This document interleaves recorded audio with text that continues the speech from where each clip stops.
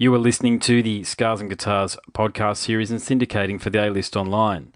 My name's Andrew Mackay-Smith and, wow, have I got an interview subject for you coming up. His name is Vernon Reid and, of course, he is the guitarist, I should say, in long-running New York outfit, Living Colour.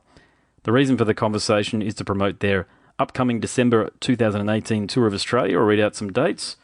They're playing on the 15th in Perth, the 17th in Adelaide, the 19th in Melbourne, the 20th in Brisbane. I will definitely be at that show, and possibly even at the next show, which is on the 21st at Byron Bay, and on the 22nd, they're playing in Sydney at the Metro Theatre. So let's hear what Vernon has to say. Here we go. Calling for our chat. How you going? Yeah, I'm good. How the phone has been treating you? Have we been treating you well? Because I know that can be a bit of a grind at times. It's thank you for asking, or thank you for saying that. But I enjoy the phone. I mean, I have to keep my answers more succinct, I think. Yeah, look, it's a bit like that, isn't it? But look, you must know by now that you've got a considerable fan base down here, because this is your second visit in 24 months, which I think is a wonderful thing, right? But it felt like for a long time, and I say this with the greatest of respect because I'm an old fan, as old as you can possibly get in Australia, of bands like Living Colour, King's X, Fishbone, Faith No More, that sort of thing. That's my generation of music and the music that I still love, and I'm also a musician. But does it sort of feel like a second coming for you guys with the success, or if it's not success in the traditional sense of the word, but you know, you guys have got such critical admiration at the moment. Does it feel like a bit of a second coming? Well, I would say it's we love the fact that people still care. Number one. Number two, it's a little bit like this. Part of the reason why the band is still working and still doing what we're doing is that the things that we talked about so many years ago are still relevant, and not just that, not just the tunes are still cool. I think literally, Funny Vibes could have been written last year. Yes, and that's insane to me. It's insane to think like something like Open Letter to a Landlord, like the entire nature of what New York, everything that made the band has been destroyed by gentrification. Like all of the clubs, being able to afford an apartment, all of that has been literally destroyed. So Open Letter to a Landlord, it's a worldwide issue that young people, creative people, people that are just working, people just trying to live are like the tiniest possible fraction of people in this world. And every country in the world has this tiny fraction of, they own every effing thing. They have all the resources. And it's insane. So basically, it's weird. Like, we're living in the cult of personality right now, like in a way that is massive. And so that's part of the thing, you know, like we said these things, and these things, you turn around and holy shit, this is exactly what we are talking about. Look, I'm so glad you bring up Funny Vibe, because it's probably my favourite cut from you guys. And I understand what the lyrics are about, because I've read, of course, the lyrics, and I've spoken to Will. I think I spoke to Will about 18 months or so ago, whenever you last came down, whenever that was. And I understand that a lot of the issues through your lyrics, you're spot on. They are very pertinent. So here's a question for you. How close do you think are to achieving so many of the goals that you wanted to achieve when you set up the Black Rock Coalition back in 1985? Well, I think about it like this. The work is going to go on. Like, everyone has to do... okay, so an example. The Black Rock Coalition started, and after the Black Rock Coalition started its conversation, Afropunk started their conversation. And Afropunk is now a massive business. It's a massive worldwide business. They're having Afropunk festivals in Europe. They're having in the UK. They're having Afropunk. They have an Afropunk festival in South Africa. It's as well as in Atlanta, and they have the one in Brooklyn. So a lot of the conversation that we started as a kind of community organization, that conversation has more a super successful thing. Like, one of the greatest satisfactions I have right now is the emergence of the film composer Tamar Kali. And Tamar Kali she's a punk. She's an incredible vocalist, and on top of that, she's a legit composer. And, you know, she's just coming on the scene. The movie that she composed the score of, Mudbound, last year, is a terrific independent film. And I just had a conversation with Tamar Kali not a day ago. Yep. And that she's one of the greatest examples of the success of the ideas that we started.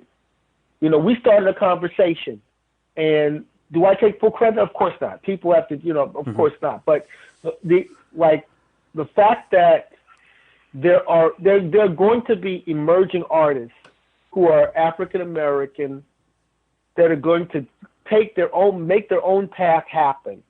That's something I'm incredibly grateful for. I'm incredibly grateful to have been a small part in any way in people thinking, man, I could do that. Yeah. And that's a huge thing. You know, there were artists that made it possible for me, you know, and artists of color, you know, Carlos Santana, Jimi Hendrix, you know, as well as many white artists, of course, Led Zeppelin, the Beatles, the Rolling Stones, like so many different, but all of these different people together, you know, John Lee Hooker, Ornette Coleman, John Coltrane, all of these artists they've let me know that there are definite choices, there are different ways of being.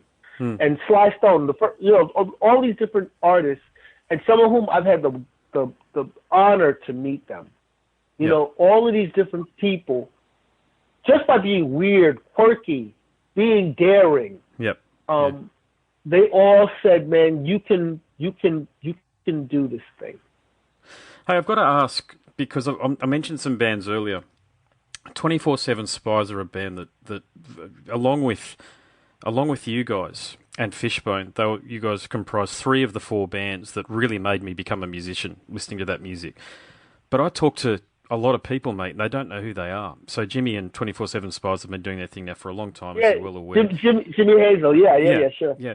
Why don't you think they get more critical reverence, if you like, in the same way that you guys do? Because to be frank with you, it's always baffled me. Is it, and I've got to go there and ask this question, do you think it's a racial thing where people just aren't prepared to give them a break because they're playing a la funk metal, or is it something else? Am I missing something completely here? Well, you know, I think I want to be cautious about, the problem, okay, so the thing that's right about racism, the fact that the society is biased means that individuals can be lovely people and be participating in a system that favors one over the other, right? Yep. Like the judge could be a really decent person, but because the system itself is a gestalt, it's a hive mind. The system is unjust, and the system is biased. It's biased in its education. It's biased in who gets a loan and who doesn't get a loan. It's biased in whether one person can start a business or not. Right? Yep. Those biases are it's no individual. An individual person can be cool.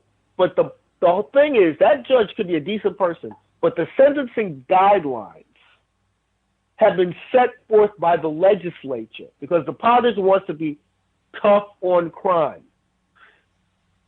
So that person, that bias is so baked in that the person who's doing the adjudication, they literally have to consciously be thinking about the things that they're doing when they have a white defendant and a black defendant. Okay. And the bias, you dig what I'm saying? It's like, so, and individuals make their choices. Like somebody that's also poor doesn't do drugs, right? Yep. And the other person is self-medicating. Now, that has to be seen against a backdrop of generational things. Like the person that's not self-medicating, it's by the luck of the draw, right? Like they did happen to not have an alcoholic in the family, right? Like one person that's self-medicating, remove the fact that it's a black and white person. The person that has an alcoholic in their family, white or black, the idea that there isn't going to be another alcoholic in the family, the fact of one person committing suicide in the family is a predictor of someone else in that family committing suicide. Like Kurt Cobain, 2 of his uncles committed suicide. Yeah. Okay. So he was at risk. Yes. Like suicide was an option in his family. So all of these things, right, are part of the thing. So the decisions that people make, they're the people hear stories, they hear da-da-da-da, and then they act out, and they're able to justify the things that they do. But I guess just in a musical sense. So just in a musical sense, to be frank with you, being Australian, right? I get sick of hearing how great AC/DC are because I don't give a shit, to be honest with you. I give every reverence to AC/DC, what have you, but a lot of the musicians that play around town here in Brisbane, where I'm from, it's all about AC/DC and some of these traditional rock bands. And when I talk about, and I have done this, I've actually modelled my sound on Doug's sound and his tone. I play Music Man bass, but I've gone to great lengths to listen to you where I could find live recordings and go, okay, that's what Doug's doing there. That's how I'm going to start incorporating what he does into what I do. That sort of thing. So I've been, if you like a champion for this sort of music, but it's just hard to cut through. I appreciate that. Even in the conversations that I have. So I didn't mean to cut you off, by the way, at all, because you're making a very relevant No, it's okay. No, I understand. It's frustrating.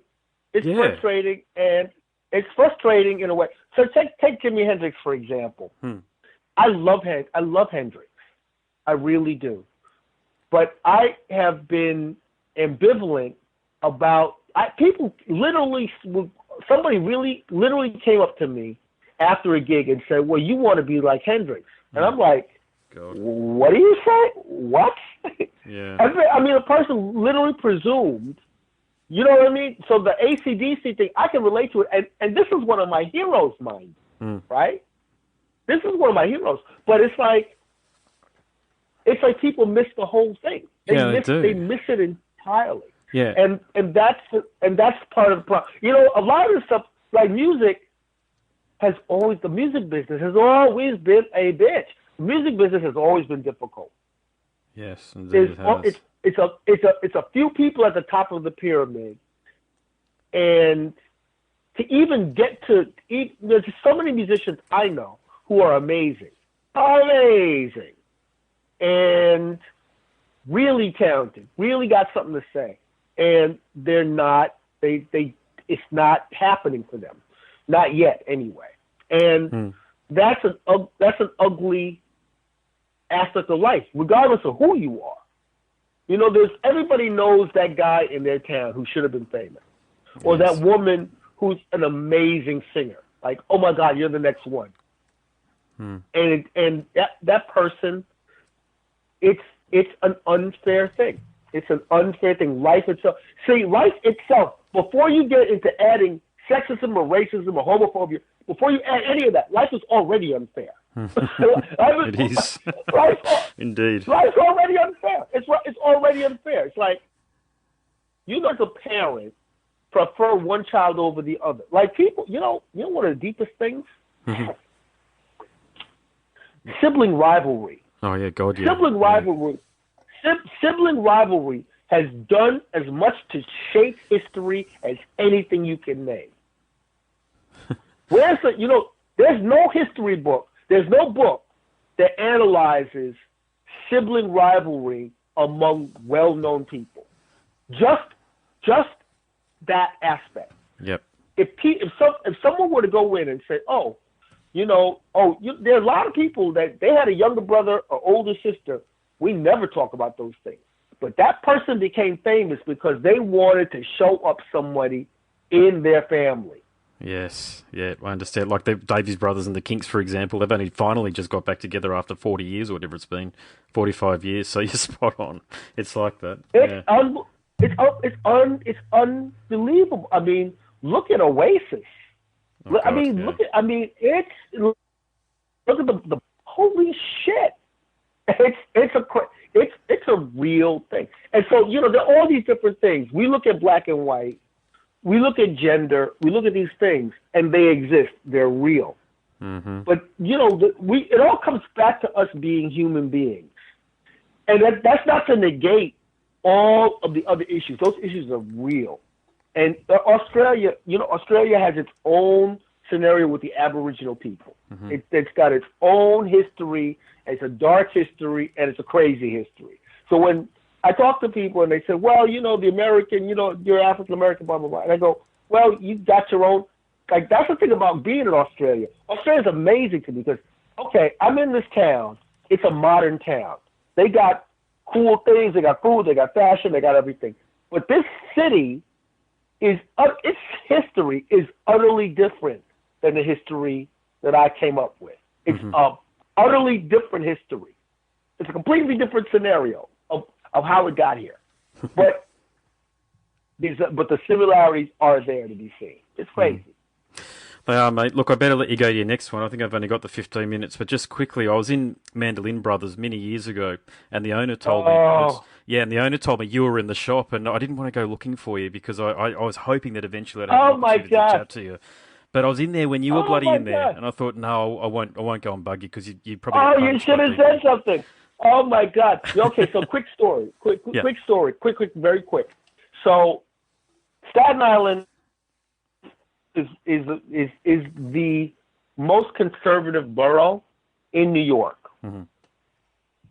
and we just had our elections, and there's been a Republican congressperson from Staten Island forever. And this last election, we elected the first Democratic, congressperson from Staten Island. And all I have to say, his name is Max Rose. And Max Rose's headquarters was the old Mandolin Brothers. Oh, my God. There you go. Wow. Right. There you go. Well, there you go. Resonating with your wonderful guitar playing too, mate. So there you go. So look, it's an honour and a privilege to finally talk to you. I meant what I said about modelling my sound on you guys and Doug's playing and you're playing as well. So thank you so much for making the music. That's an honour, man. Yeah. Thanks for the conversation. It was great. Thanks, mate. No worries at all. Cheers. Bye. Right. Cheers. Mate. Bye-bye. You have been listening to the Scars and Guitars podcast series and syndicating for the A-List Online. My name's Andrew Mackay-Smith, and that was a conversation that featured the legendary Vernon Reid from Living Colour. Thank you so much for listening.